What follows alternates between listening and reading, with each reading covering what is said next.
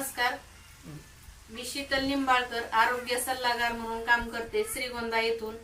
आपण 3 महिन्यापूर्वी या ताईंच्या मुलीसाठी अमृत ज्यूस दिलं होतं. आता ते का दिलं आणि रिझल्ट काय आला हे ताईंच्या तोंडूनच आपण ऐकूयात. नमस्कार ताई. नमस्कार. मी जयश्री विजय सरक, राहणार भानगाव, तालुका श्रीगोंदा. ही माझी मुलगी आता 3 वर्षाची आहे. पण हिला 6-7 महिन्याची झाल्याच्या नंतर आम्हाला कळलं की मेंदूचा प्रॉब्लेम आहे. त्यासाठी आम्ही बरीच ट्रीटमेंट घेतली, पण त्याचा काय एवढा रिझल्ट आला नाही. ते डॉक्टर झोपीच्या गोळ्या वगैरे द्यायचे.